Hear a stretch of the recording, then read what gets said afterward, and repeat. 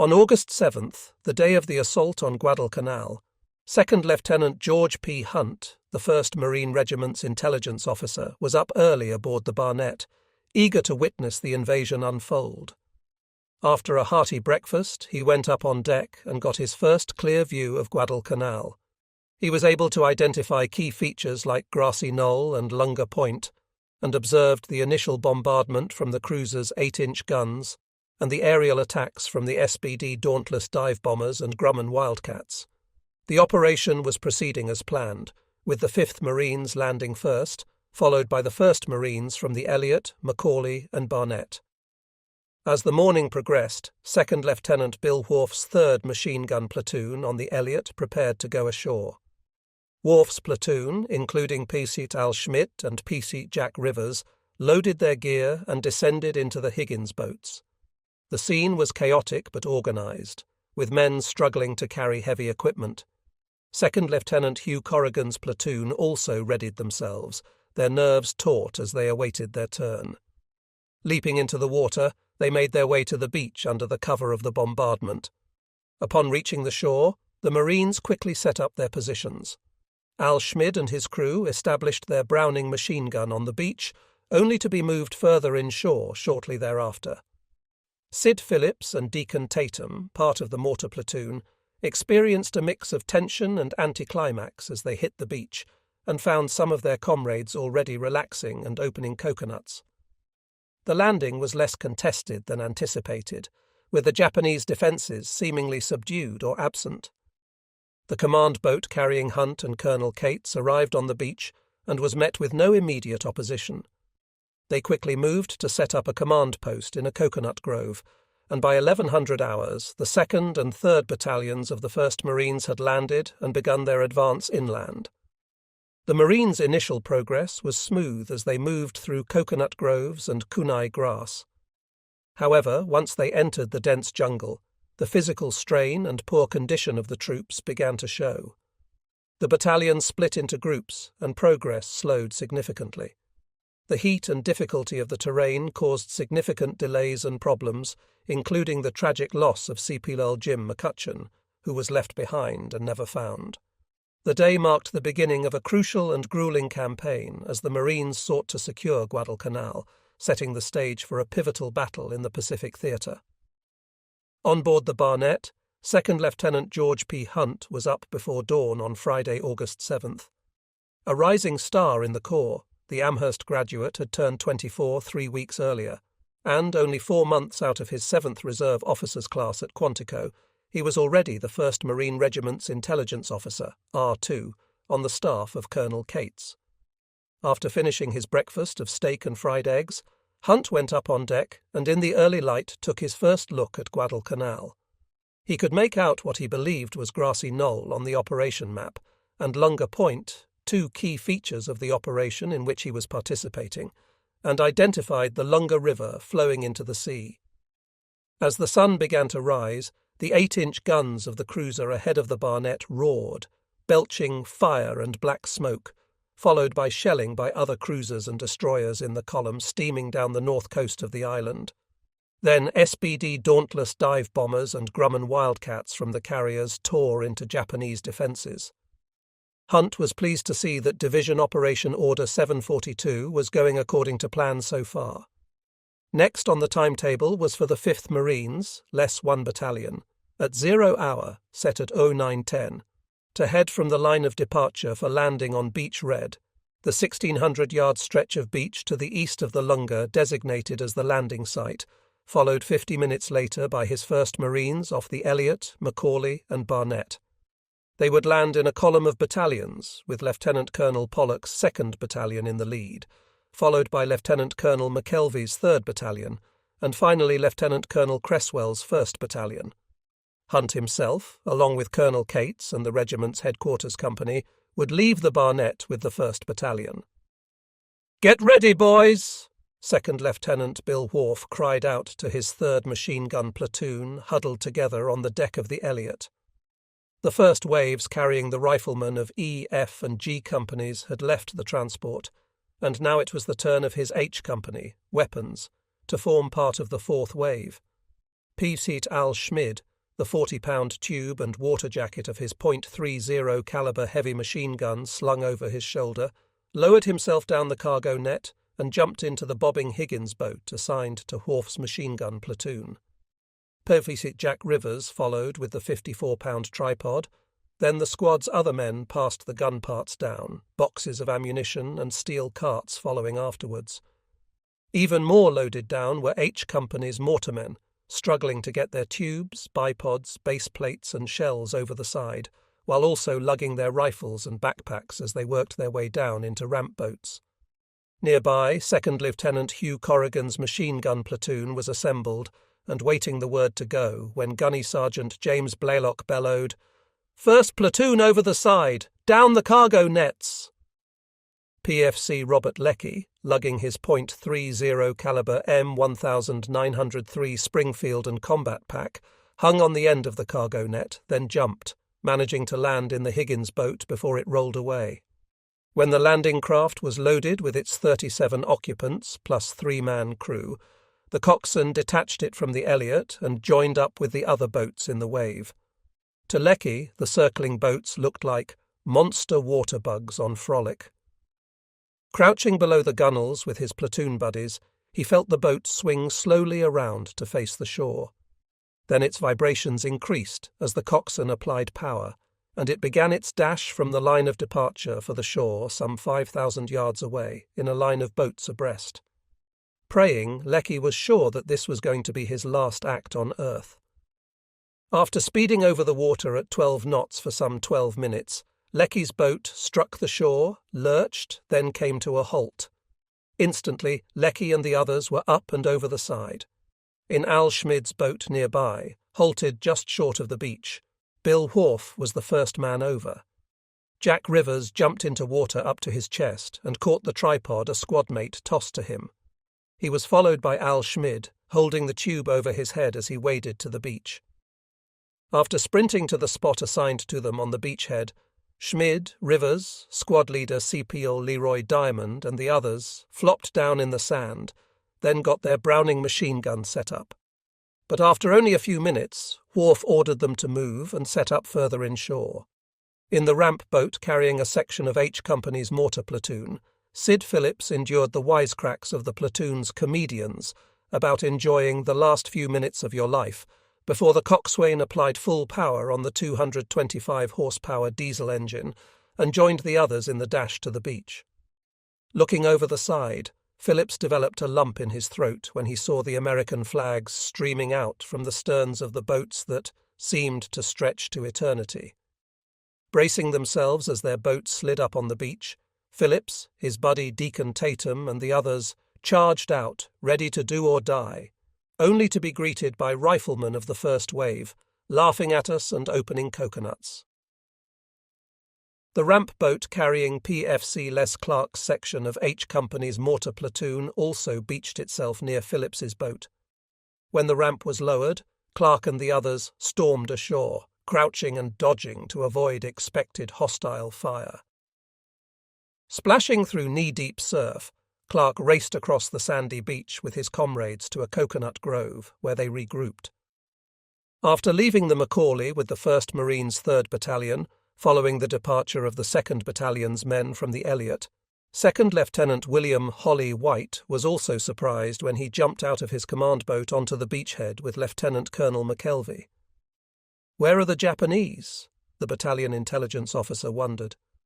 Looking up and down the long, gently shelving and sandy beach, White, like Hunt, another graduate of the 7th Reserve Officers class, marvelled at the wise choice that the division had made for the landing site.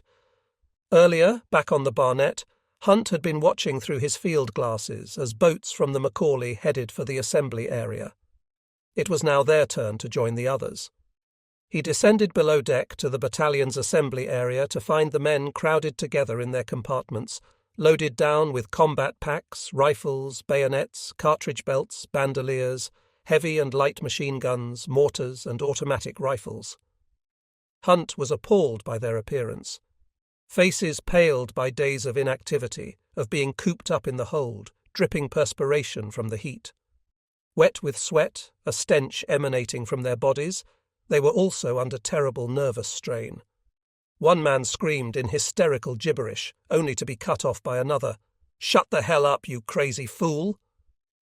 But now a messenger appeared and informed Hunt that the regimental command boat was ready for departure. Returning to the main deck, he swung over the gunwale, climbed down the net, and jumped into the waiting Higgins boat. "Move aft there! Sit down, damn it! You're rocking the boat!" a sergeant yelled at them. "Make way for the colonel!" Then Colonel Cates went over the gunwale and joined Hunt and the other headquarters company officers in the boat. As all hands crouched low beneath the gunwale, the coxswain applied power, and they crossed the line of departure, banging the waves. Exceptionally standing next to the coxswain, Cates peered through his field glasses as they neared the shore, then turned around to announce to Hunt and the other officers, "There's no opposition at the beach!" Minutes later, their boat hit the sand at full speed and lurched backwards. Hunt, Cates, and the others jumped over the side into knee-deep water, then moved quickly through coconut groves and high kunai grass to the spot chosen for the regiment's first command post, a corner of a deserted coconut plantation. At 1100, the 2nd and 3rd Battalions of the 1st Marines had come ashore on Beach Red, followed by the 1st Battalion, and had begun forming up for the move inland. Soon Pollock's and McKelvey's men were passing through the lines of the 5th Marines on their right just off the beach. Their objective was Grassy Knoll, while the 5th Marines were to take the airfield at Lunga. Pollock's 2nd Battalion was to lead off, followed by McKelvey's 3rd Battalion, with Cresswell's 1st Battalion in the rear, all on an azimuth heading of 260 degrees. According to the azimuth line marking in red on the map, prepared a week earlier by Hunt's R2 section, Grassy Knoll was 5.6 miles to the southwest, 3 miles south of Lunga Point. As Pollock prepared to set out southwest in the direction of Grassy Knoll, he spoke briefly at the 1st Marines' temporary command post in the Coconut Grove with Colonel Cates and his executive officer, Lieutenant Colonel Julian Frisby. They wished him good luck.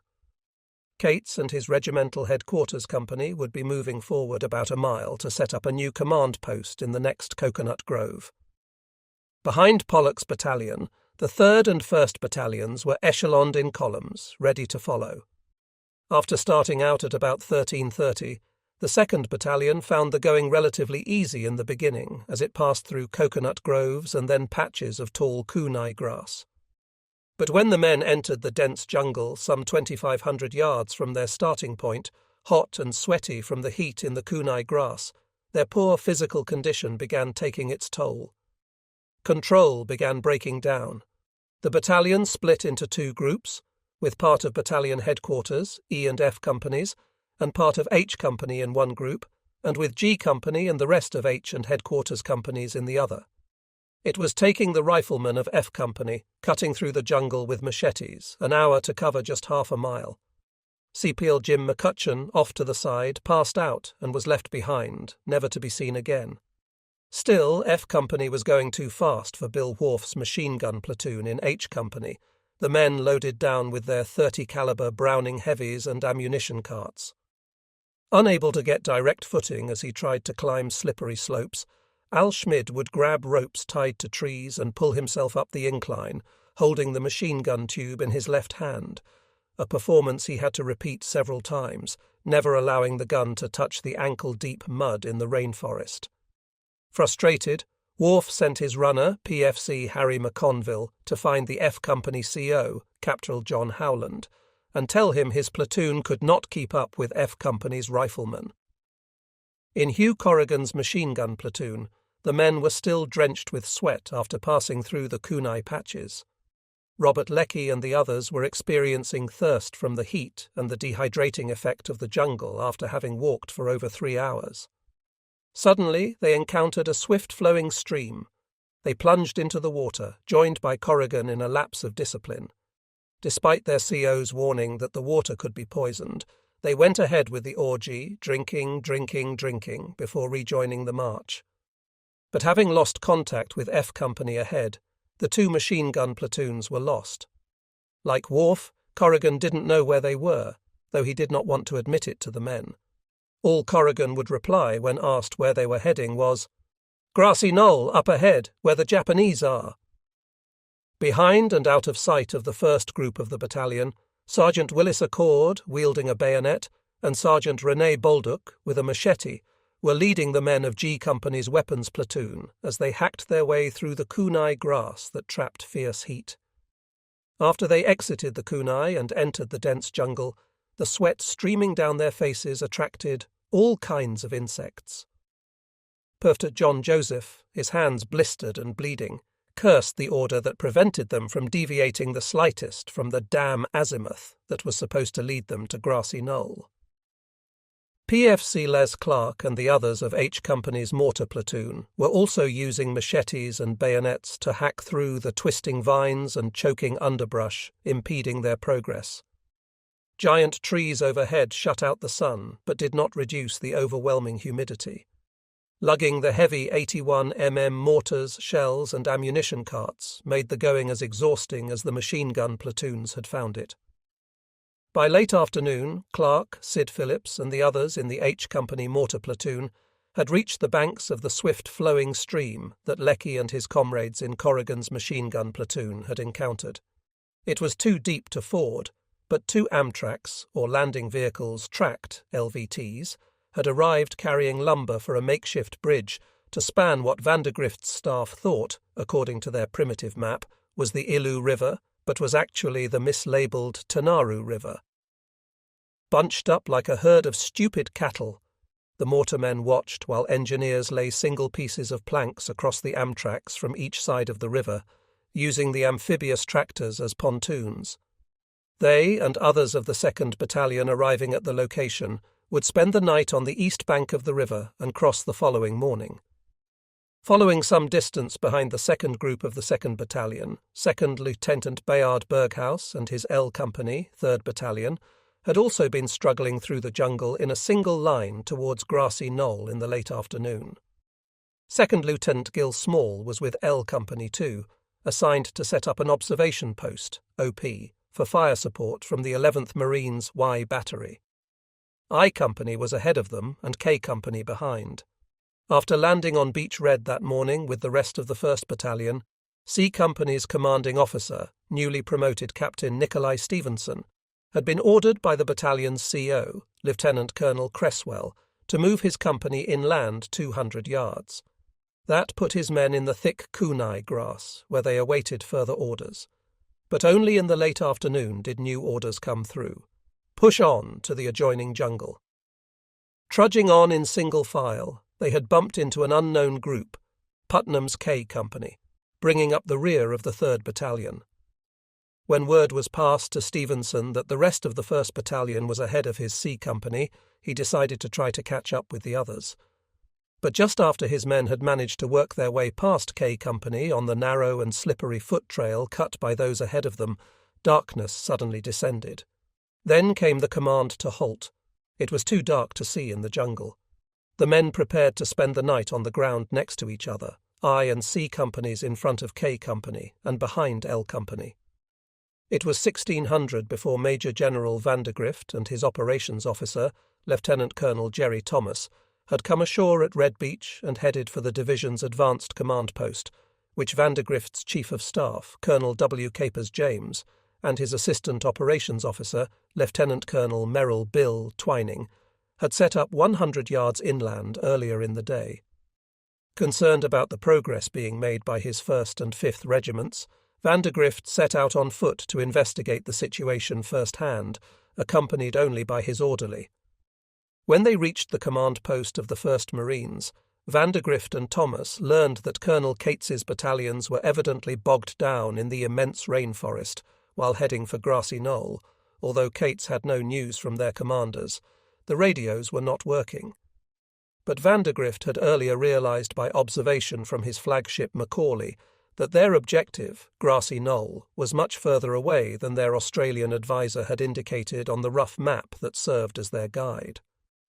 Vandergrift confirmed the order sent from the Macaulay and repeated by Twining earlier when he met Cates ashore, that Cates should disregard the part of the original order directing him to seize Grassy Knoll and stop his advance for the night and dig in. Returning to his command post beneath coconut palms, Vandergrift downed a hasty meal of cold rations, then just before nightfall held court and listened to the reports of his two regimental commanders on developments so far. Both were frustrated in reporting no contact with the enemy. "I'm beginning to doubt whether there's a Japanese on the whole damned island," Vandergrift replied. Cates acknowledged that he didn't quite know where his 2nd and 3rd battalions were in the dense rainforest. Pollock's 2nd Battalion had advanced so rapidly that he had completely lost contact with it and was reduced to asking for help from a liaison plane off the USS Astoria to locate it for him. In concluding the meeting, Vandergrift made a change in the orders. Cates's men the following morning should pivot to the right and head west out of the jungle for the high ground south of the airfield in order to protect the left flank of the 5th Marines that now occupied it. The 1st Battalion was now to advance almost due west, link up with the 5th Marines in occupying the airfield, and establish positions along the eastern bank of the Lunga River. The 2nd and 3rd Battalions should advance to the Lunga River and set up positions along its eastern bank south of the 1st Battalion's location. Night had descended when Cates returned to his own command post. He needed to get the new orders to his battalion commanders, but without any radio contact with them, he would need to rely on his staff to deliver the directive. Although it was now completely dark, he ordered his intelligence officer, 2nd Lieutenant George Hunt, to search for Cresswell's 1st Battalion and give them the message. Cates would not be able to get the new orders to his 2nd and 3rd Battalions until the next day, given the lateness of the hour and their greater distance from his command post. Leaving the command post, Hunt set out with a tough California corporal as his scout, following the approximate azimuth heading the 1st Battalion would have followed on its trek. Soon the two entered a strip of jungle where the night shapes appeared eerie to the young officer. Eventually they came out in an open field, and on the other side they found Cresswell and his men and gave the 1st Battalion CO his new orders. Further south in the jungle, Lieutenant Corrigan's men of Pollock's H Company were cold and dispirited as they settled in for the night after having set up their 4 machine guns on top of a hill. Ignorant and fearful of their surroundings and the whereabouts of the Japanese, they imagined that every sound from a jungle, alive with the noise of moving things, indicated that the enemy was moving closer. Suddenly, a burst of gunfire shattered the night, then silence. All was serene early that night where the 3rd Battalion was camped out with C Company of the 1st Battalion. But at about 01001 of the men, evidently having a nightmare, suddenly jumped up and screamed, "The Japanese!" All hell broke loose. Bullets began flying and hitting all around Putnam's K Company, lying on the ground higher up the hill. At first, Putnam feared they had been ambushed. After sporadic firing continued for a while, Putnam and the other officers, as well as Stevenson and his platoon leaders in C Company, managed to get the men quieted down, but about an hour later the firing started up again, even worse. When finally calm was restored, it was found that C Company and I Company had been shooting it out. At Japanese Army General Headquarters in Tokyo, Colonel Takushiro Hattori was taken aback as he read the reports that had just arrived from 17th Army Headquarters on Rabaul. An American force had landed on Guadalcanal and Tulagi in the Solomon Islands. The reports were vague. They had merely been relayed from Navy units at the scene of the action, but there was no mistaking the import of the development. Many of the other officers of the 41-year-old Hattori's operations section did not even know where Guadalcanal was. Even those who did had no knowledge of the presence of the Japanese Navy on the island and that it was building an airfield on Guadalcanal's northern coast. Most of the staff officers never expected the Americans to launch an offensive as early as August 1942. The second half of 1943 was their consensus for the timing of such an offensive. Immediately, Hattori and his fellow officers met with their Navy counterparts in Imperial General Headquarters, IGHQ, to prepare an estimate of the situation for the approval of General Hajime Sugiyama, Chief of the Army General Staff, and ADM, Osami Nagano, who headed the Navy General Staff, as an agreed IGHQ position. The estimate concluded that in view of the Americans' current military strength, the landing could not be more than a reconnaissance operation.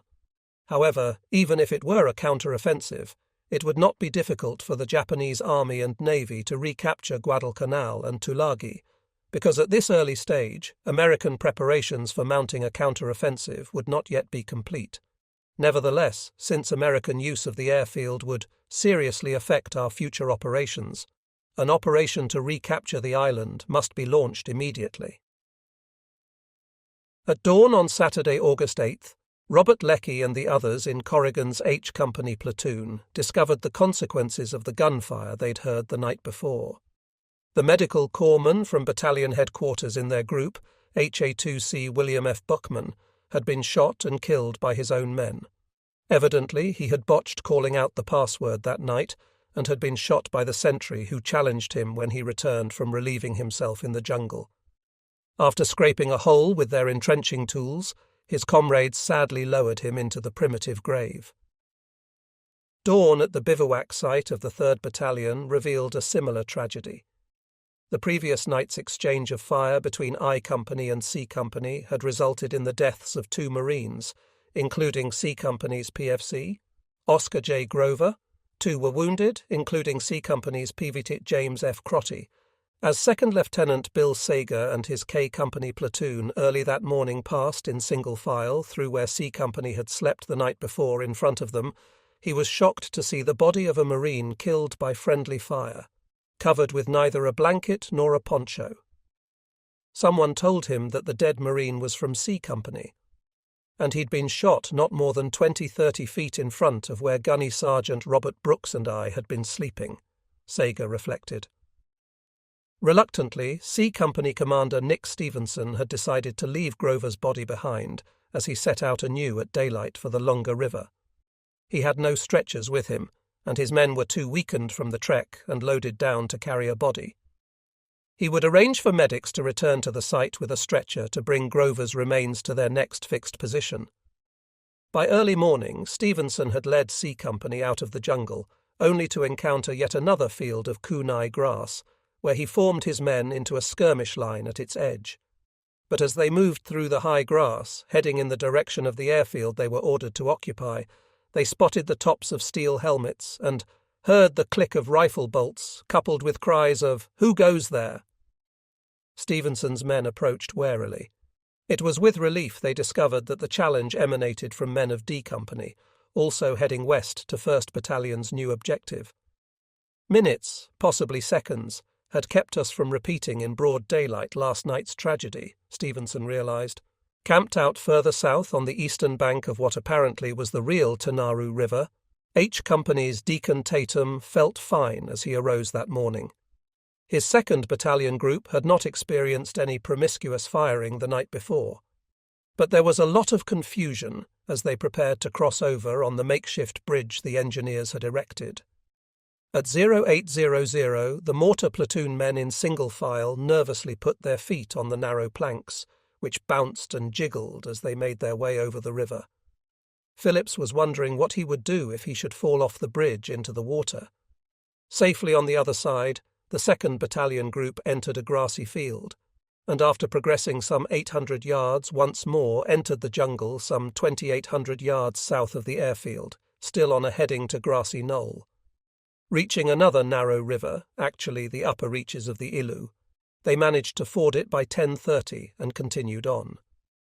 By early afternoon the column broke out of the jungle and began climbing up a steep incline from which they could see the heights of Grassy Knoll and the commanding mountain. But by now the men were totally exhausted.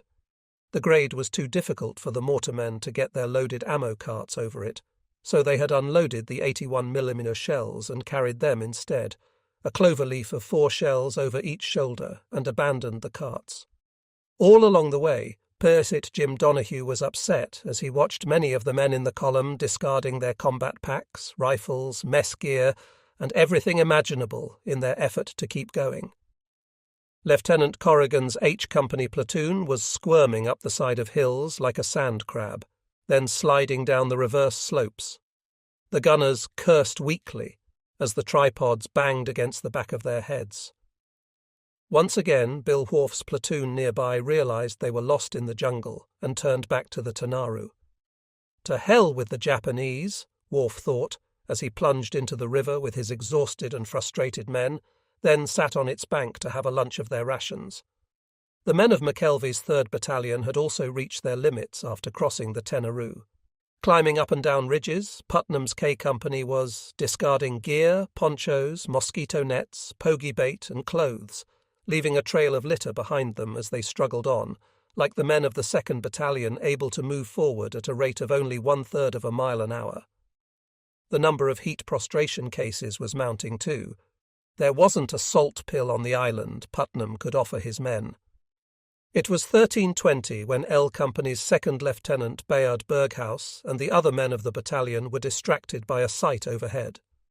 As they looked to the northeast, they could make out Japanese aircraft attacking their transports off Red Beach.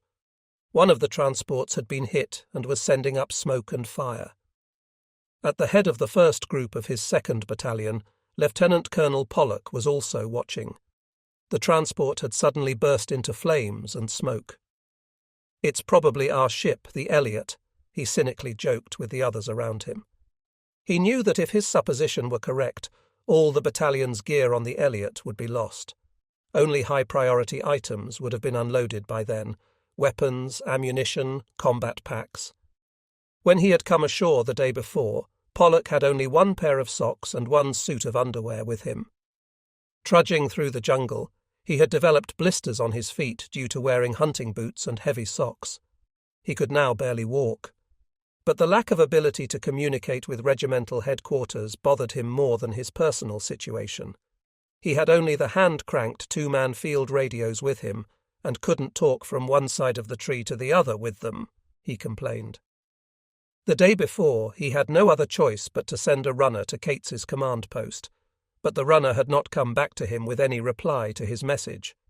However, the message apparently had gotten through to Cates, for at about 1600 Cates's intelligence officer showed up.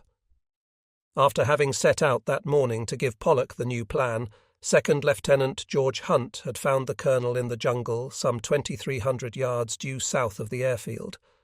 Lieutenant Colonel McKelvey was with him, advancing abreast with Pollock, heading westward with their men along the same trail. Ahead of Pollock and McKelvey, Hunt was appalled to find advance units of the 2 battalions lying flopped to the ground, exhausted, hungry, thirsty. Their canteens were empty, and only a few packs of D rations were left. Many had fallen due to heat prostration. Up and down the column came the cries, "Corpsmen forward! Corpsmen to the rear!" Hunt moved forward to the head of the column where the scouts were clearing the trail with bayonets and machetes.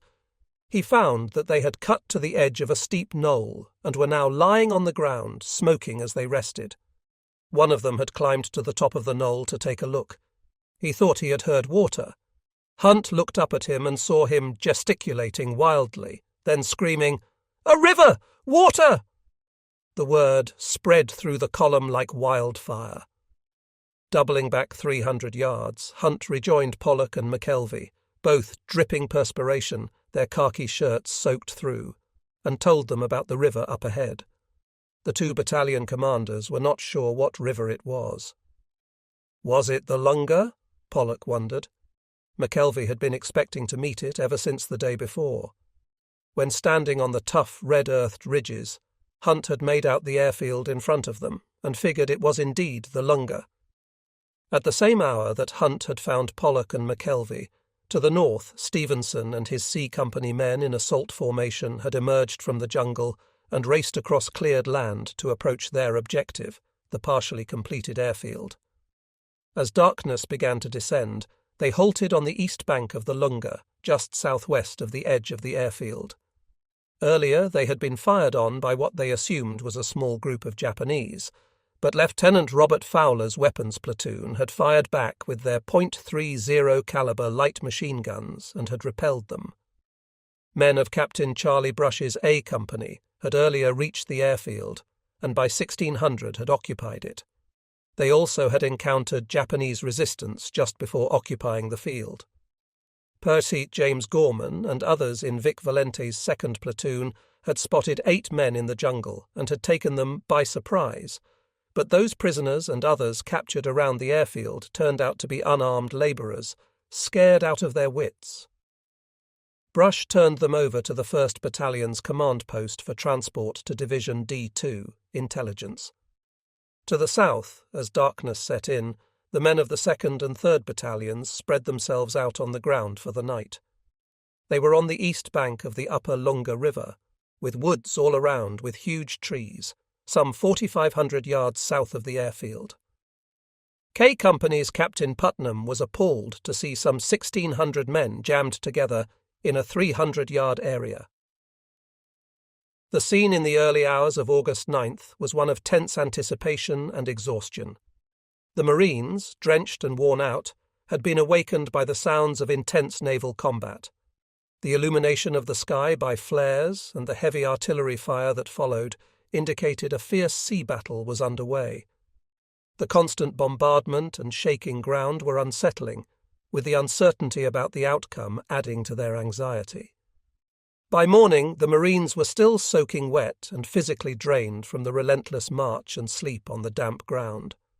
Their battalion commanders, Colonel McKelvey and Lieutenant Colonel Pollock, had been called to a meeting with Brigadier General Vandergrift at his new command post near the northwest edge of the airfield.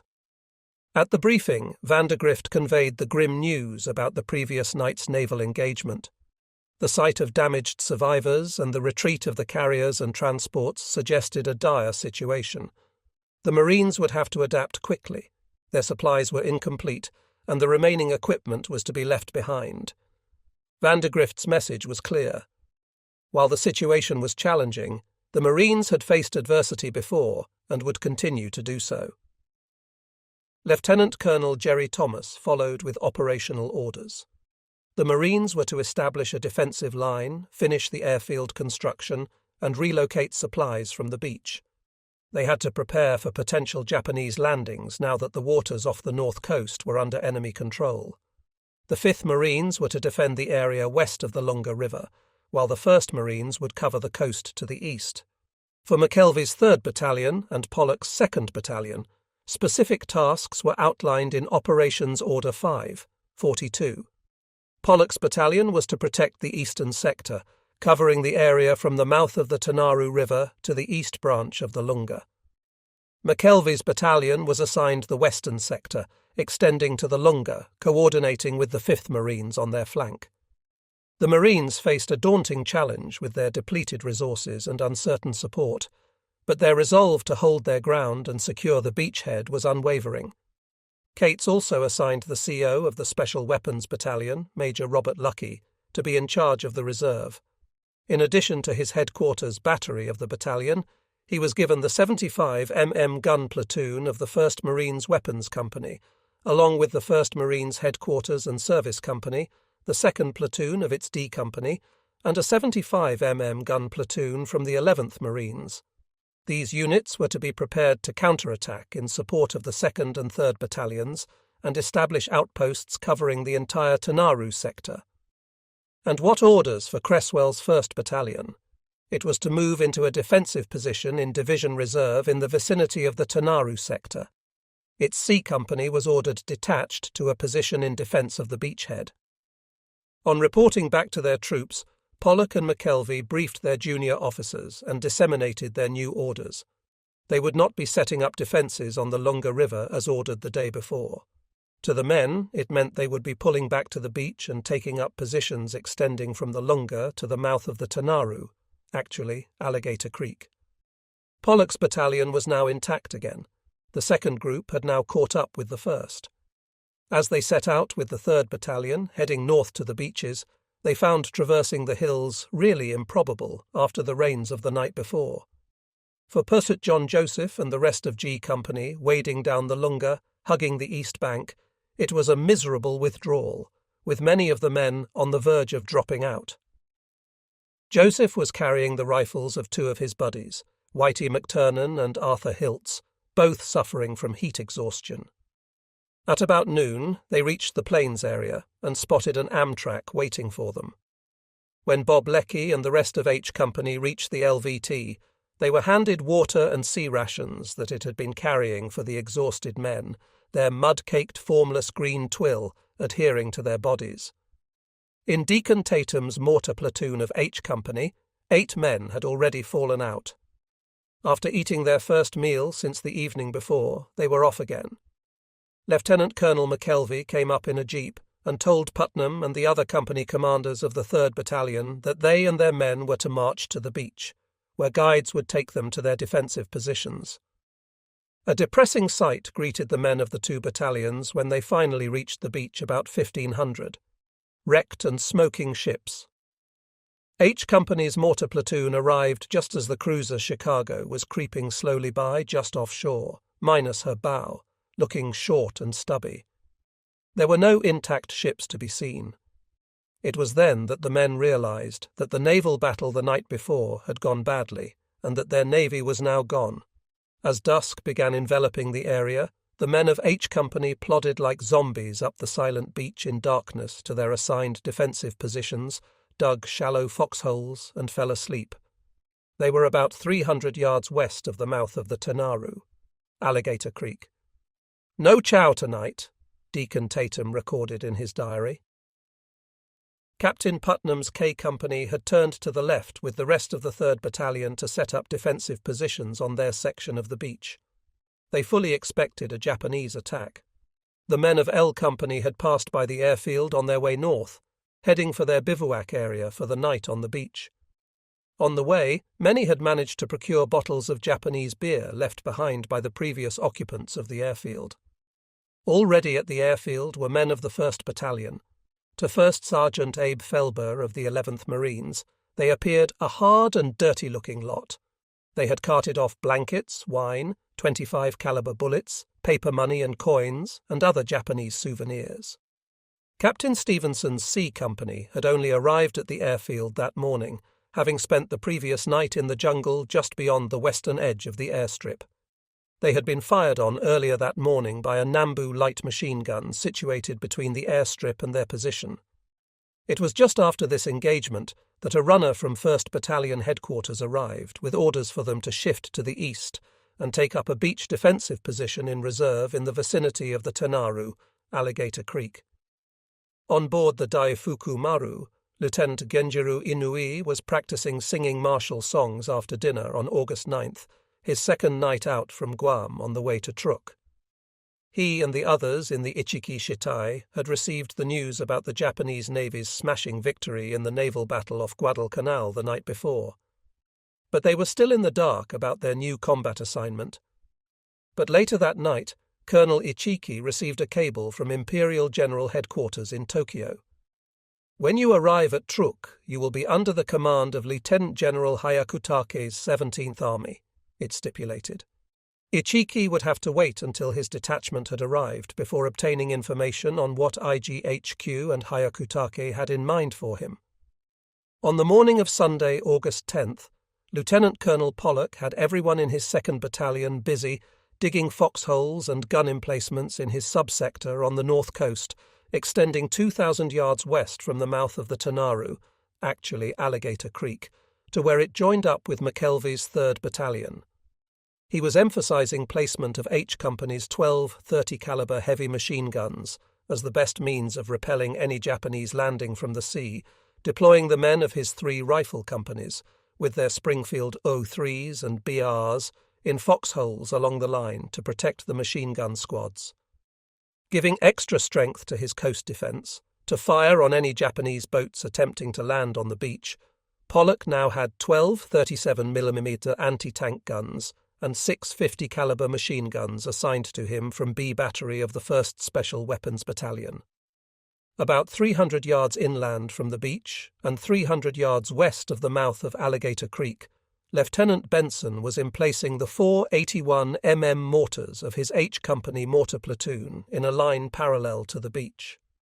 Sid Phillips, Deacon Tatum, and the other 4 in their number 4 gun crew were on the far right, closest to the creek, just behind coconut palms.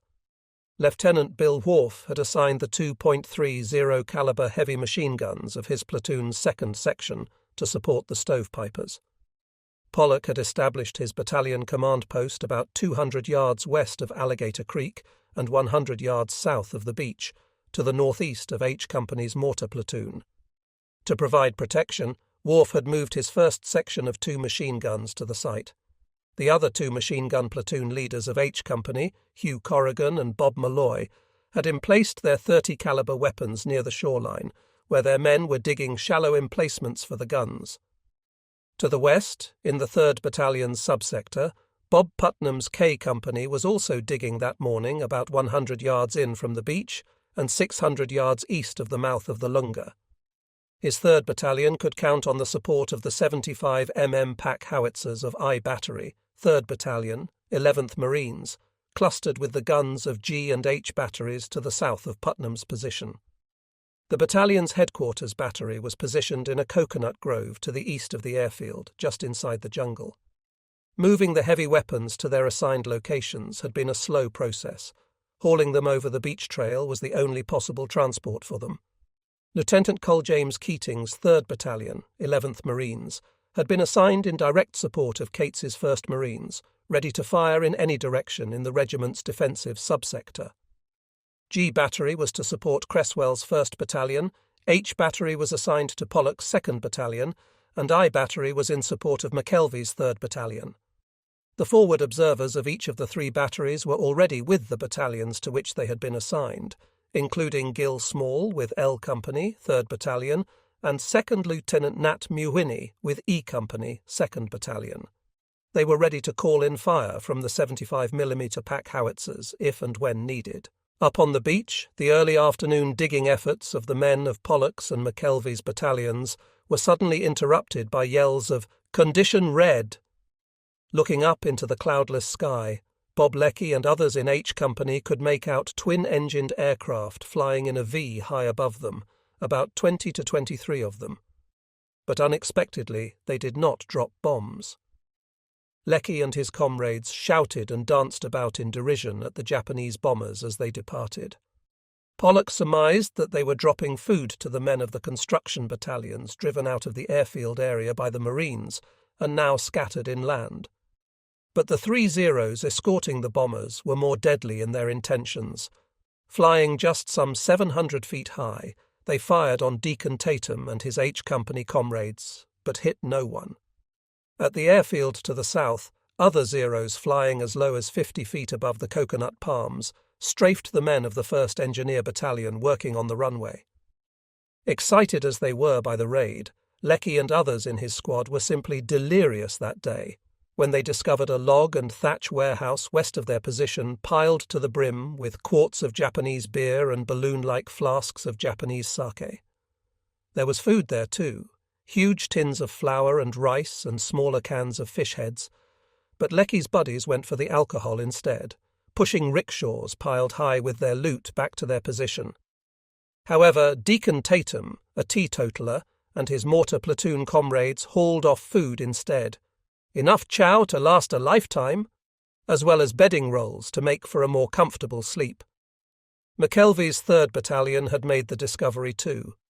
Gil Small, like Tatum, a teetotaler, eschewed the alcohol, but others in L Company hauled off cases of beer and sake. K Company's CO, Bob Putnam, planned to check out the warehouse and the Japanese camp the next day. Leckie and his squad mates buried their sake and beer in the sand deep enough down where the seawater could keep it cool. It was their own private cache. They allowed no one else to touch it. Early that evening, they drank in turns, pushing the sake bottles to each other, like the Indians smoke the peace pipe. What a delicious way to fight a war, Leckie felt.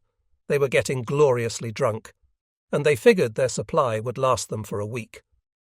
At Imperial Japanese Army, IJA headquarters in Tokyo on August 10th, Colonel Takushiro Hattori had no intelligence informing him that provisions intended for the needs of the 2 construction battalions building the airfield on Guadalcanal were now meeting the subsistence requirements, albeit partly liquid, of the very men he was determined to annihilate. He was engaged on high-level matters, assignment of army units to the 17th Army at Rabaul for the retaking of Guadalcanal. In addition to the Ichiki Shitai, the Aoba detachment, previously transferred to the 14th Army in the Philippines and made up mainly of the 4th Infantry Regiment of the 2nd Division, would be returned to the 17th Army. Hattori's Army Operations Section had also drafted a new document, the Army-Navy Central Agreement on operations in eastern New Guinea and the Solomon Islands area in accordance with the changed situation. It was now approved on both sides and issued to the Commander-in-Chief of the Combined Fleet and the Commanding Officer of the 17th Army. According to its provisions, it called for a joint operation to be promptly launched to recapture strategic points in the Solomon Islands by taking advantage of the Japanese Navy's victory at Savo Island. For this task, some 13 infantry battalions assigned to the 17th Army, including the South Seas Detachment, the 41st Infantry Regiment, the Ichiki Detachment, the 35th Infantry Brigade, and the Ioba Detachment, along with the Navy's Southeast Area Force, the 8th Fleet, the 11th Air Fleet, and part of the 2nd and 3rd Fleets, would take part in the operation.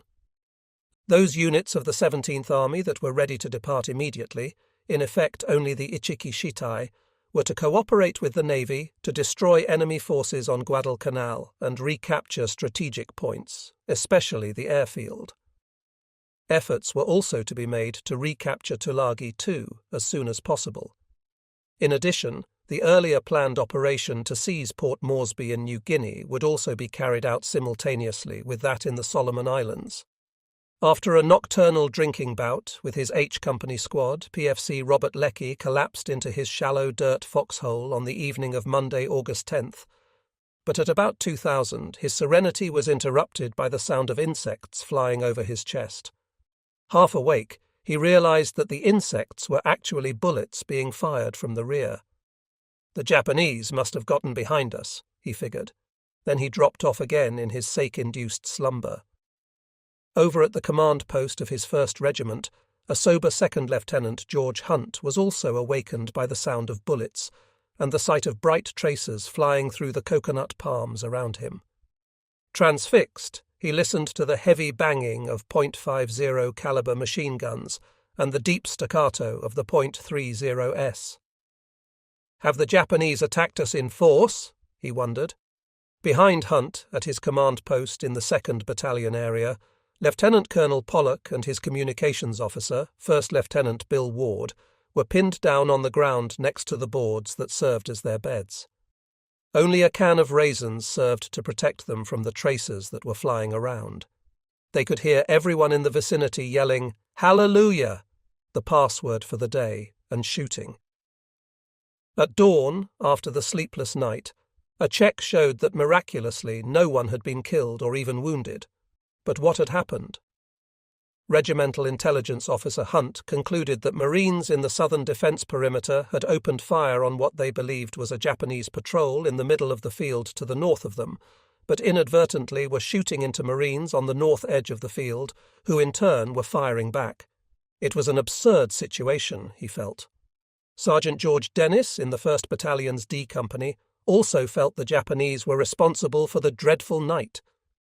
He had heard that a Japanese patrol of about 25 men had gotten inside their lines to create the confusion. But someone gave another explanation to Leckie. Evidently, 2 companies of the trigger-happy 5th Marines to the west had been firing on each other, each mistaking the other for the enemy. Or, he wondered, was the shooting actually triggered by his own regiment's tipsy sentries, at that late hour still under the influence of sake and beer? Further along the coast to the west of Leckie's 2nd Battalion position, Lieutenant Gil Small, serving with the 3rd Battalion's L Company as forward observer for I Battery, 11th Marines, had spent over 5 sleepless hours during the all-night firing confined to a kneeling-depth foxhole at his forward observation post No. 1. Although his left knee was still lame and stiff, by mid-morning he managed to walk over to the other side of Lunga Lagoon to the 3rd Battalion's Y Company to pay a visit on forward observation post No. 2, also manned by his IE battery. He found his fellow forward observer, Lieutenant Brooks Johnson, and other members of his post quartered in an old plantation cottage, a bit shot up but cool. With no Japanese vessels near, the 2 young officers had not been called on for direct fire from I Battery's 75mm pack howitzers. The 3rd Battalion's commanding officer, Lieutenant Col Bill McKelvey, was on a visit this day too, but not under his own initiative. He, Pollock and Cresswell had been summoned again to Vandergrift's command post along with their commander, Colonel Cates, and 36 other majors, lieutenant colonels, and colonels. In a confidential talk, Vandergrift summed up the situation and expressed his satisfaction over their performance so far. He assured his field-grade officers that the Navy would be returning and Marine Corps aircraft would arrive, which, along with Colonel Del Valle's artillery and the 3rd Defence Battalion's coastal guns, would crush any Japanese direct amphibious assault on the Lunga perimeter. After concluding his briefing, Vandergrift assembled his commanders for a group photo, all grim-faced in their stained grey-green dungarees. The photo session concluded, Vandergrift's senior officers headed back to their respective command posts. Pollux had been moved to the centre of his Tanaru subsector defence area, now about 600 yards from the sea. Colonel Cates and his executive officer, Lieutenant Colonel Frisbee, had given Pollux some clothes to replace his tattered apparel, and he now had a tarpaulin for his tent too. That evening, the 2nd Battalion commander stretched out on boards covered with straw and bags acquired from Japanese stocks, an upgrade of his sleeping arrangements. He was hoping that this evening would not be a repeat of the night before.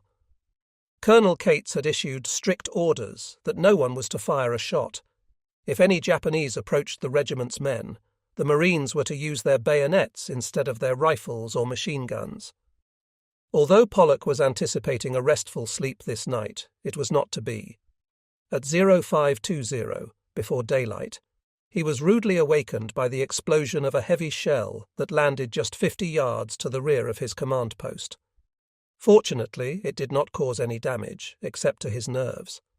But over the next 10 minutes, what subsequently was identified as a Japanese submarine kept firing at the defence area of the 2nd and 3rd Battalions, fragments of shells from its deck gun flying in all directions throughout the area.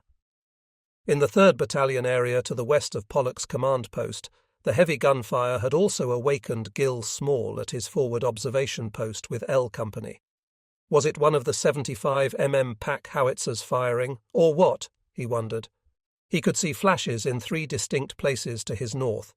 Only later was he informed that it was a Japanese submarine firing at them. Small's first guess may have been partially correct. Positioned in his forward observation post for the 2nd Battalion at the edge of the coconut grove just behind the beach, 2nd Lieutenant Nat Muwini had spotted the submarine firing high-velocity rounds over his head. Excited to be going into action for the first time, he contacted his H battery with a maximum range adjustment for its 75 mm howitzers. The rounds fell short, but were close enough to oblige the submarine to dive and clear the area. But the perceived threat to the airfield was not only from the sea. The numerous reports of the presence of Japanese to the south of the Tanaru subsector had convinced Vandergrift's command of the importance of setting up a perimeter defence to the southeast in order to secure the airfield from any enemy approaches from that direction. On this day of Wednesday, August 12th, Pollock was ordered to form this perimeter defence with 150 men from his 2nd Battalion, augmented with 145 other Marines drawn from McKelvey's 3rd Battalion. No more than 2 men were to be drawn from any squad. That afternoon, squad mates Pete Marvin L. Scoggins and Billy J. Wilson, along with other F Company men selected for the duty, were sent out from the 2nd Battalion area to form the defence perimeter. After reaching their destination, the line captain in charge assigned them to a 2-man dishpan-deep foxhole facing a long open field. "One man awake at all times," he yelled at them. As darkness descended, the moon was already overhead. Soon after nightfall, the moon set, and it became pitch dark. They were sure the Japanese were beginning to probe their position, and they fired their Springfields in response. His heart pounding, Wilson kept saying to himself, "A coward dies 1,000 deaths, a brave man only once." Each time the Marines' fire died down, the Japanese would send a stream of tracers over their heads, and the firing would resume. Finally, near daylight, the firing subsided. A relieved Wilson figured they had used up 1/10 of all their ammunition. Back at the 2nd Battalion's command post, the night's mission was deemed successfully completed, since the enemy had failed to reach us with harassing fire. but they had no intelligence on who the Japanese were who were provoking them. Later that morning, Lieutenant George Hunt at the 1st Marines Regimental Command Post recorded that the Japanese tried their usual tricks, sneaked out of the jungle into the field and opened fire with a light machine gun. They had advanced no further than the field, and seeing that their attempts to start another intermarine war were ineffective, crept back into the jungle. "What a quiet lagoon," Lieutenant Genjiro Inui reflected as he surveyed Truk Lagoon early on the morning of Thursday, August 13th, from the upper deck of his transport. He and the others of the Ichiki Shitai had finally made it to their destination at 1800 the evening before, after a 4-day voyage from Guam. Their 2 transports had not been able to make more than 9½ knots during the uneventful trip. As he looked around at the small islands in the lagoon, overgrown with palms, only patrol planes flying overhead reminded him that he was indeed in a war zone. His impression of the surroundings did not include the many warships of the combined fleet that had arrived the previous month in what was now, and unknown to him, the formidable forward naval base of the Japanese in the South Pacific.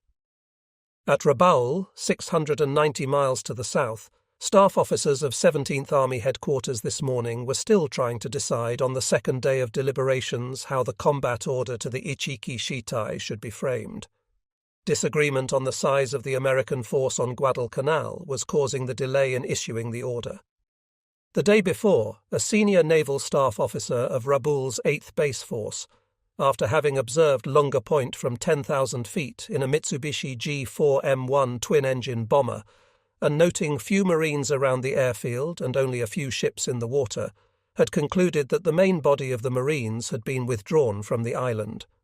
However, the 17th Army's Chief of Staff, Major General Akisaburo Futami, disagreed with his assessment, estimating the number of Marines at from 7,000 to 8,000. Other staff members felt that Futami's figure was exaggerated and argued that Ichiki's detachment should be adequate under prevailing conditions, at least to halt completion of the airfield by the Americans. At any rate, Ichiki could be reinforced by the 35th Infantry Brigade within 10 days. When the Vice Chief of the Army General Staff in Tokyo in a radiogram that day urged prompt action using Ichiki, the 17th Army's commander, Lieutenant General Hayakutake, agreed to Tokyo's course of action. At 15:30, the order to Ichiki was finally drafted, to be hand-delivered to him by Staff Officer Colonel Hiroshi Matsumoto, ordered to fly to Truk the next day. Matsumoto was also to enter into detailed discussions with Ichiki and naval staff on how the Ichiki Shitai's assignment was to be carried out. The August 13th order read, "The strength of the enemy which landed in the Solomons area is still unknown, but there is no enemy activity as we had expected. Even to this day, August 13th, it is certain that they are not utilizing the airfield there. The Army will cooperate with the Navy and quickly attack and destroy the enemy in the Solomons, while the enemy is trying to complete the occupation. It will recapture and maintain these vital places. The Ichiki detachment will cooperate with the Navy and quickly recapture and maintain the airfield on Guadalcanal. If this is not possible, the detachment will occupy a part of Guadalcanal. For this purpose, a spearhead unit of approximately 900 troops will be organized and loaded on 6 destroyers that are near at hand and will advance towards Guadalcanal by a direct route." Back on Guadalcanal, Lieutenant Colonel Pollock was growing weary of the continual air raid warnings and the attacks that usually followed. The first one of this Friday, August 14th, was at 07:30. When the 90mm anti-aircraft guns of the 3rd Defence Battalion went into action for the first time, but their fire was inaccurate against the 21 high-flying Japanese bombers, while the accompanying machine gun fire was too low to be effective. "Everyone is wondering about our planes. Where are they?" Pollock wrote in his diary that evening. This day also saw new orders issued to Pollock and his Combat Group B, cited as Regimental Operation Order 6, 42. Colonel Cates instructed Pollock to rearrange his defences in the Tanaru subsector by shifting his men around from the beach to extend also 1,700 yards up the Tanaru River, actually Alligator Creek, or the ILU, from its mouth. The 1st Marines commander wanted this easternmost perimeter to be ready in the event of an attack from the east, as well as a landing from the sea, previously considered the most likely threat. Selected positions and installations will be dug in and prepared to occupy as the main line of resistance at the earliest possible date, Cates directed. In the meantime, Pollock's 2nd Battalion was continuing to mount a close-in perimeter defence in a persistent effort to stop perceived Japanese infiltration from the south. This night it was the turn of H Company to form part of the nocturnal patrol of about 100 men. Leaving his machine gun emplacement, PFC Bob Leckie joined some 30 other H Company men in the late afternoon as they marched away from the beach, through the coconut grove, and across the kunai grass to the position assigned them beyond the airfield, bayonets fixed on their Springfield 03S. It was still light when Leckie and the others entered the gloom of the jungle. To Leckie, scraping foxholes out of the jungle floor was like digging into a compost heap 10,000 years old. Darkness descended just as they finished their excavations, into which they now crawled and waited in the impenetrable darkness. Leckie recalled years later, "I couldn't see, only hear the enemy everywhere about me, whispering to each other." Only when daylight finally arrived the next day did Leckie regain his normal composure. For Deacon Tatum, Sid Phillips, and the other men of H Company's mortar section also assigned perimeter defence that evening, their commanding officer, Lieutenant Carl Benny Benson, was almost more to be feared than any Japanese infiltrators. He warned his group that anyone who was on top of the ground would be considered Japanese and would be shot. If anyone needed to relieve himself that night, he should use his helmet and empty it in the morning. And to back up his order, Benny positioned himself behind them, his BR on full automatic. Through the night, Tatum and his foxhole mate Phillips alternated sleeping, taking 2-hour shifts. Not having had any supper before setting out, they found no need to relieve themselves, and thus were not faced with Benson's dictum. As for Leckie in his 2-man foxhole nearby, the night hours were nerve-wracking but proved uneventful, at least until near daybreak. Then, suddenly near daybreak, the mortarmen were nearly hit twice by machine-gun tracers. From his foxhole, Tatum let loose with 200 rounds from his BAR in the direction of the hostile fire, finally silencing the would-be infiltrators. After arriving on the morning of August 14th at the bomber airfield on Moen Island in Truk Lagoon on their flight from Rabaul, Colonel Hiroshi Matsumoto and staff members of the Japanese Navy's 8th Base Force at Rabaul immediately met with Colonel Ichiki. Matsumoto handed him the orders of Lieutenant General Hyakutake, which corresponded to those the 8th Base Force officers carried for this joint Army-Navy operation.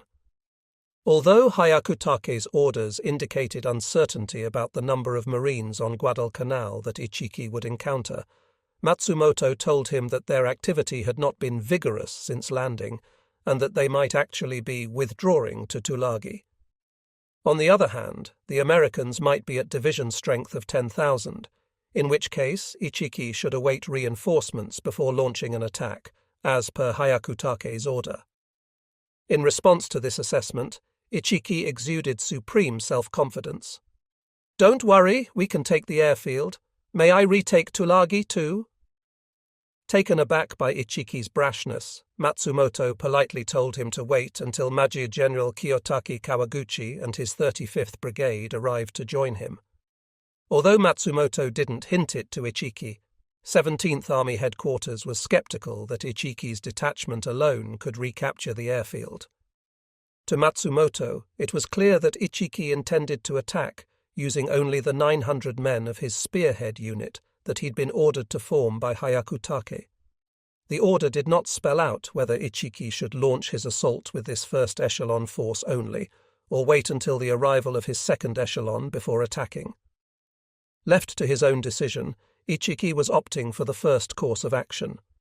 Ichiki now faced the question of how he should select the 900 officers and men of his 2,000-man detachment to form his first echelon. Hyakutake's august 13th order stipulated that the 900 members would be transported to Guadalcanal in 6 destroyers. The fact that each destroyer was capable of carrying only 150 troops was the constraining factor in determining the size of the first echelon.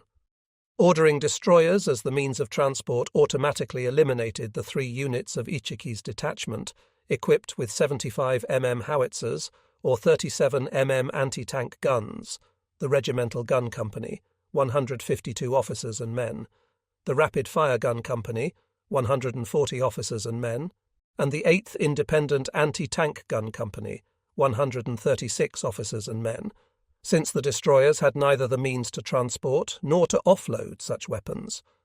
Only the battalion gun platoon, 48 officers and men, could be taken, as its 2 70 mm guns could be disassembled. But excluding the 400-plus men of these gun units still left Ichiki with a surfeit for his first echelon. He was obliged to cut down on the number of men in his detachment's other units. Accordingly, each of his 4 infantry companies was stripped of 73 men, reduced from 178 to 105, while the machine gun company went from 191 to 110 men and the engineer company from 228 to 150. His regimental headquarters was cut in half, and his battalion headquarters was reduced by 90%, from 266 to 23. Those who survived the cuts were considered the most combat-capable men of their units. Ichiki now confronted his next challenge. How were the relatively lightly armed men selected for the first echelon to be landed from the destroyers?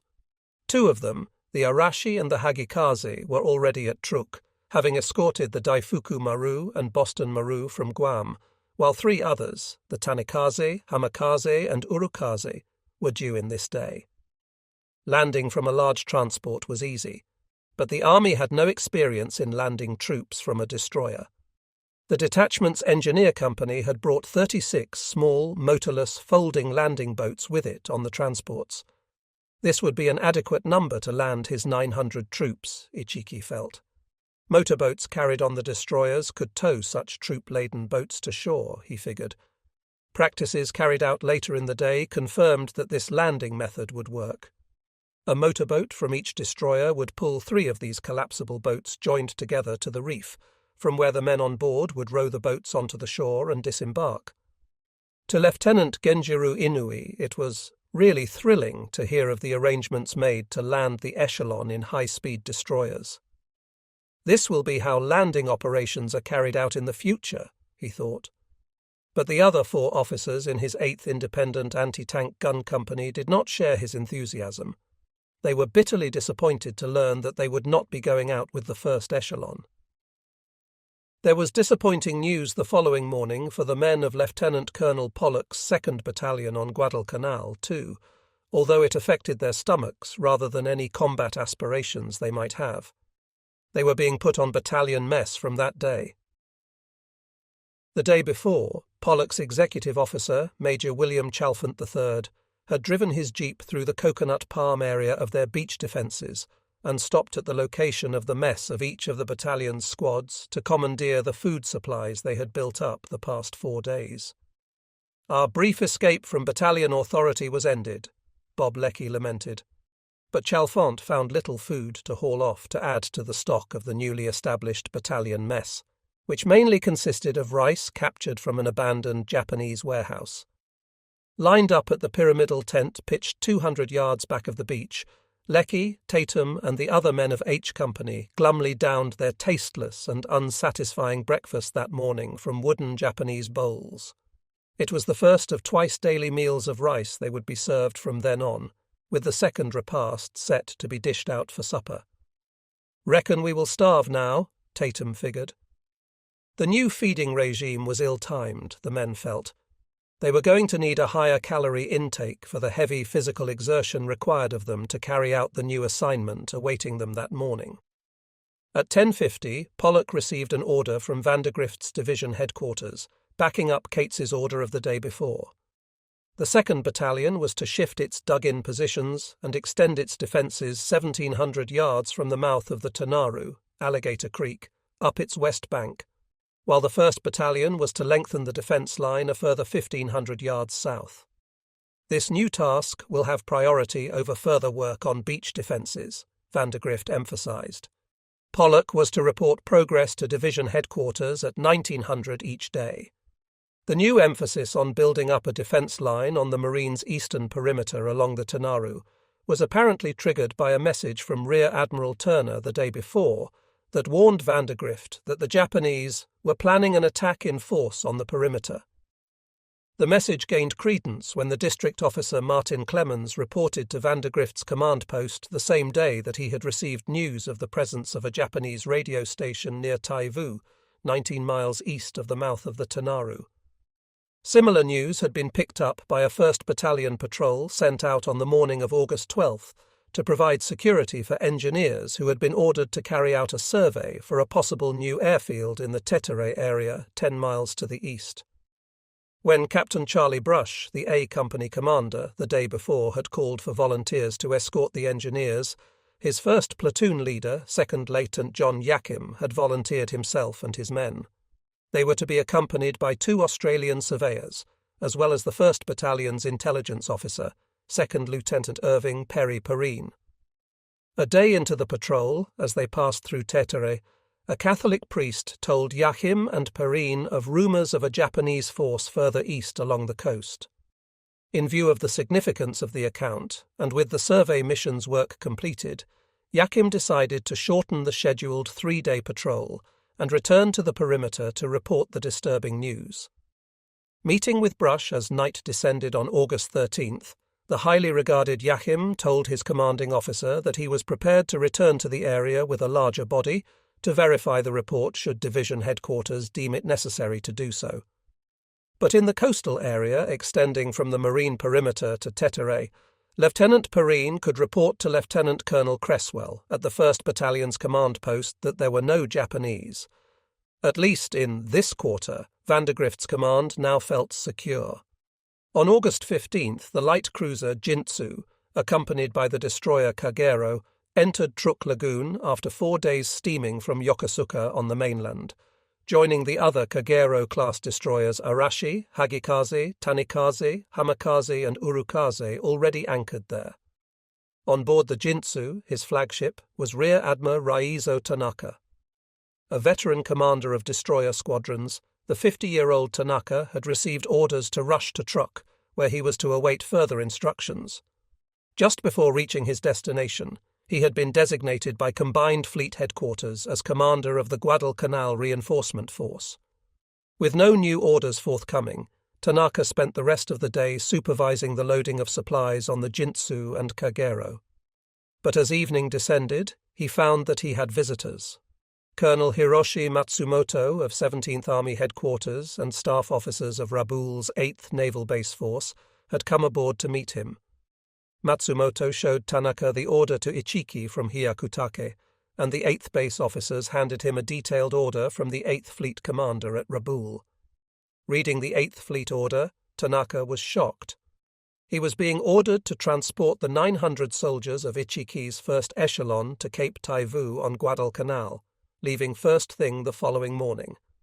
Furthermore, he would be responsible for transportation arrangements for 1,100 more of Ichiki's men of his second echelon, also to depart the next morning at the same time. How could 8th Fleet Headquarters issue such an order without taking my own views as commander of the reinforcement force into consideration? Tanaka fumed. There must be great confusion in the headquarters of the 8th Fleet to order him to carry out the most difficult operation in war, landing in the face of the enemy. With no rehearsal by Ichiki's detachment nor preliminary study carried out, the operation could never succeed, in Tanaka's estimation. But Tanaka realized that his negative reaction to the order counted for nothing now. The operation had been sanctioned at a higher level and was already initiated, with Ichiki's men waiting for transportation. With the boarding time set for 0500, there was no time to argue further about it. That night, Tanaka and his staff worked feverishly to supply the Jintsu, the destroyers, and the 2 transports that would carry the troops of both echelons to Guadalcanal. The first echelon men were to be unloaded at Taivu on the night of August 18th, and the second echelon troops in the slow transports were scheduled to reach Taivu 4 days later. There were also complicated and endless details to take care of before making any naval sortie. Ichiki had been busy this day too. He had drafted and issued his Order No. 4 earlier, outlining his plan for the landing operation. His first echelon on the 6 destroyers will make the initial attack, while the second echelon, under Major Eiji Mizuno, would join the first echelon on its arrival, and with it prepare to annihilate the rest of the defenders on Guadalcanal. In the words of Ichiki, the first echelon would, in an invincible manner, attack the airfield and extend its gains. Each of the 6 Kagero-class destroyers now at Truk was assigned 150 officers and men of the first echelon. Ichiki and his detachment headquarters, along with a platoon of engineers, would board the Arashi. His battalion commander, Major Nobuo Kuramoto, and his small 22-man staff were being sent to the Tanikaze, along with 90 of the 105 members of the greatly reduced 4th Company, plus a platoon of engineers.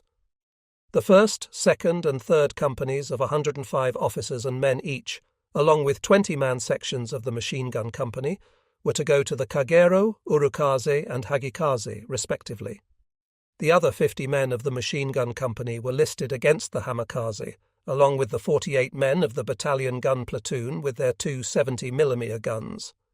Late that night, Rear Admiral Tanaka boarded the Arashi to discuss the operation that Ichiki planned.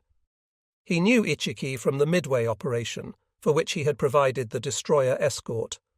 Exuding confidence, Ichiki told Tanaka that he intended to use the same tactics on Guadalcanal that he had planned for the Midway landing. His men would use their bayonets, not fire their rifles, as they surged forward to overwhelm the defenders on the 3rd night after landing. Only after having entered the airfield would his men use their rifles, for which each man would carry 150 rounds of ammunition, along with 5 days' worth of rations. Tanaka was dismayed to hear Ichiki holding forth on such tactics, though he did not express his skepticism to Ichiki. He knew that Ichiki would have no heavy weapons to support his attack, with his 37mm and 75mm guns left behind with the 2nd echelon, and now he did not intend even to use his men's 7.7mm Arisaka rifles. Such bamboo spear tactics would prove hopeless against an enemy equipped with modern heavy weapons, he was sure. Nevertheless, right on schedule, at 0500 on August 16th, Destroyer Division Commander Captain Yasuo Sato on the Arashi began leading the 6 destroyers under his command out of Truk Lagoon. Crammed on board the Kagero-class warships under difficult conditions were the 9 and 16 officers and men of Colonel Ichiki's 1st echelon who had boarded late the night before. Following behind, the transports Daifuku Maru and Boston Maru, along with the old converted destroyers patrol boats 34 and 35, carried the balance of Ichiki's men, the 1100 of the 2nd echelon, comprised of men of the 37mm and 75mm gun companies with their heavy weapons, plus those men of the 4 infantry companies and machine gun company who had not been selected for the 1st echelon. The Boston Maru was also loaded with most of the food and ammunition of both echelons, including the replenishment needs for the 1st echelon. Rear Admiral Tanaka, in his flagship Jintsu, sortied from the South Channel, then moved eastward to take command of the entire force. On board the Daifuku Maru, Lieutenant Genjiru Inui, with his 8th Independent Anti-Tank Gun Company, found that the destroyers were soon passing from his view. Within hours they were completely out of sight as they steamed due south at 25 knots, far ahead of the lumbering transports, which made only 8.5 knots on the zigzag course they were ordered to follow by Tanaka. How reliable and enviable they look, Inui thought. To afford better observation of the water off the north coast that morning, 2nd Lieutenant Gil Small was evacuating his old foxhole, set up as his forward observation post No. 1, to another location nearer the beach. Attached to Colonel McKelvey's 3rd Battalion, Small needed to keep an eye out for Japanese submarines intending to shell the airfield area. The past 4 days they had fired on the Marines with their deck guns, but without causing any damage, although they did get on everyone's nerves. Excavating a new foxhole for his new post proved some of the hardest digging ever for the 11th Marines forward observer. Finally, sweating profusely after his exertions, Small managed to get in a short swim and washed, then changed his clothing in time for supper. "What a treat just to stand and eat chow in clean underwear," he recorded in his diary that evening. To Small's east, in the 2nd Battalion's Tanaru subsector, PFC John Deacon Tatum and 3 of his comrades in the mortar section of H Company had supplemented their meagre supper fare with food that had escaped Major Chalfont's attention 2 days earlier, but any such pleasure was offset by orders they received afterwards. Tatum and fellow PFCs, Murray Battles, Carl Ransom and Clyde Lucas were being assigned a night patrol on both banks of the Tanaru River. Crossing over to the east bank, they found themselves making their way in the most dense jungle ever. Soon they heard Japanese signalling with their coconut shells. Then one of them tried to ambush us from behind. Tatum fired on him 5 times with his bar before the Japanese jumped into the river. In the pitch darkness, the petrified Marines had no idea who and how many they were, but no more showed up. The rest of the night was spent in terror of being bayoneted. At about 10:30 the following morning, Monday, August 17th, the 6 destroyers carrying Colonel Ichiki's first echelon passed the equator, heading due south for Guadalcanal. So far they had encountered no enemy planes. The men on board were enjoying themselves as they played go and shogi, a kind of chess. To Navy officer Tomojiro Kurahashi on the Hagikaze, the men of First Lieutenant Magozo Maruyama's 3rd Company, crowded on his destroyer, seemed very high-spirited. Seasoned men indeed, he felt. On board the lead destroyer Arashi, Ichiki had every reason to feel encouraged about his forthcoming operation. He had received a report that was based on information sent to Imperial General Headquarters by the Japanese military attaché in Moscow.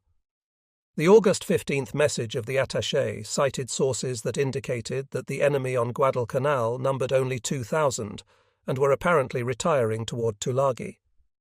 Lieutenant Genjiro Inui and the others on board the Daifuku Maru were not privy to this intelligence. At any rate, Inui's main concern was rest. He had spent the past 24 hours on duty watch, and sleep was now the biggest event of his day. Now, considerably behind the fast destroyers, the Daifuku Maru and the sister Boston Maru, carrying Major Mizuno's 2nd echelon, had not encountered any patrolling American planes either. In anticipation of the possibility, however, 2 of the 37 mm anti-tank guns of Inui's company had been set up on the Daifuku Maru to provide anti-aircraft defense. They could also be adjusted to fire on any submarines that should approach. In the early afternoon on August 17th, Pursuit Richard W. Bill Harding and his buddies in G Company reached the northern end of Alligator Creek, after having set out that morning from their 2nd Battalion defensive positions on the beach. "That damn walking sure got me down," the 17-year-old from Adamstown, Pennsylvania, complained. They were under 2nd Battalion orders to cut away the brush along the west bank of Alligator Creek so that the men would have a clear field of fire from the defense positions they would be setting up against a possible Japanese attack from the east. Except for a skeleton force left on beach defenses, all of Lieutenant Colonel Pollock's men had turned out for the heavy work, scheduled for 0630 to 1500 that day. At 0800 they took a break from the heavy physical labour when their breakfast meal was brought to them from the battalion mess on the beach. By the time the 2nd Battalion men knocked off for the day, they had made good progress in clearing the brush for the fields of fire. Some work had also been completed in setting up emplacements along the northern part of the defence line, near the mouth of Alligator Creek. Further work extending the positions to the south was scheduled for the next day. Under orders from 2nd Lieutenant Bill Wharf, 2 machine gun emplacements were being prepared for manning by a section of his H Company platoon. About 100 yards upstream from the mouth of the creek, men of CPL, Leroy Diamond's squad had begun building a good nest for their .30 caliber heavy machine gun, the northernmost of the platoon's scheduled positions. CPL Diamond and the 5 men under his command, Pufts, Jack Rivers, Al Schmid, Whitney Jacobs, Bob Coombs and one other, were tackling the first job, to dig a semicircular trench around the back of the planned emplacement. By the end of the day, they had excavated the trench to a depth of 4 feet and a width of 2 feet. The ground in the centre was left level for the gun platform. Although Second Lieutenant Bob Malloy's 2nd Machine Gun Platoon was stationed up on the beach about 500 yards west of Alligator Creek, his men were also ordered to clear brush and make machine gun emplacements along its west bank. Partot Tom Brown and the others griped and groaned when their working party headed down to their designated area. It was hot work, and we thought it was kind of stupid. No one had told them the purpose of their work. To check on progress in implementing his August 14th order, Colonel Clifton Cates had arrived on the scene. Accompanied by Pollock, the 1st Marine Regiment's CO inspected the right flank along Alligator Creek. Lieutenant Col Bill McKelvey also paid a visit on Pollock. The 2 battalion commanders were coordinating maximum disposition of strength along the main line of resistance extending from the beach and up the creek. Accordingly, McKelvey's beach defences to Pollock's west were being moved further east to cover the transfer of most of Pollock's defences up Alligator Creek. For Gil Small, the shifting of the 3rd Battalion's L Company beach position 300 yards to the east meant having to set up yet another location for his forward observation post number 1. After lugging their phone, rations and baggage to the new position, he and his team began digging through the same hard-packed soil. The captured Japanese pick they were using was a sad excuse for an excavating tool, he complained. After completing the laborious task that afternoon, Small had his men break out cans of field rations to supplement their supper of short rations of fish, rice and beans. While there was no sign of Japanese ground activity to the east of their defensive position, overhead their adversaries were keeping the Marines' nerves jumping. At 13:15 that day, a formation of 8 G4M1 Betty bombers began unloading on the airfield, now designated Henderson Field by Vandergrift, for the first time in large numbers. For Deacon Tatum, Clyde Lucas and Carl Ransom, hunkered down in the same trench near the field, it was a close call. Fragments from the exploding bombs that were strewn all about our trench barely missed them. Other Marines were less lucky. 1 man was fatally hit by a bomb, and 7 others were injured by fragments. 3 hits were scored on the runway. To Tatum, it appeared that the 3rd Defence Battalion's 90mm anti-aircraft guns had struck one of the G4M1s, but it managed to fly away. Over at the command post of A Company late in the day, Captain Charlie Brush was meeting with his 1st platoon leader. Brush had summoned John Yakim to ask how Yakim's men were recuperating after the forced march back from Tetere 5 days earlier. When Yakim indicated they were in good shape, Brush told him that Cates had instructed him, on orders from division headquarters, to send a combat patrol of Yakim's platoon back to Tetere and on to Taivu Point to destroy the Japanese unit that Yakim had reported hearing about on his August 12-13 patrol. But this time Brush was going along too, and adding men with 2 of their 60mm mortars from his weapons platoon, as well as a section of 12 men with their 2 heavy machine guns from the 1st Battalion's D Company, its weapons company. With Yakim's 42-man platoon, the armed patrol would now total over 60 men. "We're leaving tomorrow morning," Brush told Yakim. When informed of the patrol assignment, Yakim's men were excited to be going out again. It appeared that they were all keen finally to get into combat with the elusive Japanese. Meanwhile, at the division command post, Vandergrift was more concerned about a larger threat to his forces. Rear Admiral Turner, commander of Task Force 62, had just sent him a message reporting that Turner had information of the possibility of an attack on the Cactus Ringbolt, Guadalcanal-Tulagi area, within the next 48 hours. But the message did not indicate where the attack would take place. What further information, if any, did Turner pass to Vandergrift? It was not recorded in Vandergrift's operations journal. The source of Turner's communication to Vandergrift was the ultra-secret message CNCPAC had sent to Gormley in New Zealand at 2047 on August 17th from Pearl Harbor, August 18th New Zealand and Guadalcanal time, and copied to Turner signalling that intelligence at hand indicates Orange decision to reoccupy Guadalcanal and Tulagi bases, and that escorted convoy carrying Army shock troops originally destined for Midway last June, departed truck 9 hours 17th destined Cactus. The message concluded, "Attack day can be as early as August 20th, but actual date not indicated." Under bright moonlight, 6 Japanese destroyers approached the coastal area of Guadalcanal to the immediate west of Taivu Point just before 2300 on the evening of Tuesday, August 18th. Following the plan, the Arashi, Hagikaze, Kagero, and Tanikaze heaved to about 800 meters offshore, while the Hamikaze and Urakaze milled about at each end of and behind the line of the other 4 as a flanking screen. Then the crews of each of the 4 anchored destroyers began lowering their motorboats and 7 collapsible landing craft, into which 150 men of Colonel Ichiki's first echelon descended.